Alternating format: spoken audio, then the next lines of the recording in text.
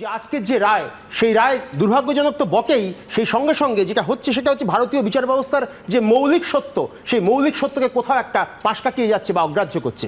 সেটা হচ্ছে যে একাধিক দোষী ছাড় পেলেও একজন নির্দোষ যেন শাস্তি না পায়। এই যে ভারতীয় বিচার ব্যবস্থার একটা দীর্ঘদিন ধরে চলে আসা পরম্পরা, সেটাকে কোথাও একটা, সেই জন্যই কি চাল আর কাঁকর আলাদা করা হলো না, গেল না বলবো না, কিন্তু হলো না, যেটা এই যে অভিযোগ 41 পাতার এই রায়ের যে 29 থেকে 31 পাতা, সেখানে কিন্তু একেবারে ক্যাটেগরিক্যালি কারা কারা কিংকেক, যাদেরকে কিংকেক বলছেন, যাদেরকে চাকরি যাবে বলছেন এবং টাকা ফেরত দিতে হবে বলছেন সুপ্রিম কোর্ট, মহামান্য সুপ্রিম কোর্ট, তাদের কিন্তু ক্যাটেগরিক্যালি আলাদা আলাদা করে দেখিয়েছেন যে কারা র্যাঙ্কজাম করেছে, কারা কোন কারণে তাদেরকে কিংকেক বলা হচ্ছে। আবার not specifically found to be কিংকেক যাদের টাকা ফেরত দিতে হবে না কিন্তু চাকরি থাকবে না, এটাও যখন স্পেসিফাই করছেন সুপ্রিম কোর্ট, তখনও কিন্তু কোথাও একটা আলাদা হয়ে যাচ্ছে। আবার একই সঙ্গে দেখুন, যোগ করি, আপনাকে বাড়তি সময় দেব, কিন্তু আমি বলছি যে যদি এই তালিকা এতই সহজ হয়, তাহলে এসএসসি নিম্ন আদালত থেকে হাইকোর্ট থেকে সুপ্রিম কোর্টে কোথাও যোগ্য অযোগ্যদের আলাদা করে তালিকা দিল না কেন?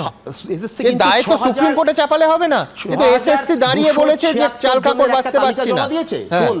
আবার সিবিআই একটা তালিকা জমা দিয়েছিল, এই দুটো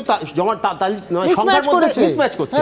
এবার যে মিসম্যাচটা নিয়ে নিশ্চিত বিচার হওয়া দরকার, কিন্তু একটা জায়গায় পরিষ্কার, সুপ্রিম কোর্টের রায়েও একটা পরিষ্কার যে এর মধ্যে একটা বিরাট অংশই যোগ্য, বিরাট অংশ কিন্তু অযোগ্য নয়। কিন্তু তাহলে সেক্ষেত্রে মানবিকতার জন্য, মানবিকতার খাতিরে আমরা তো তাকিয়ে রয়েছি সুপ্রিম কোর্টের দিকেই, কারণ সর্বোচ্চ সংস্থা, তার কাছে আমরা তাকিয়ে রয়েছি, ন্যায় বিচার তার কাছেই আমরা পাবো।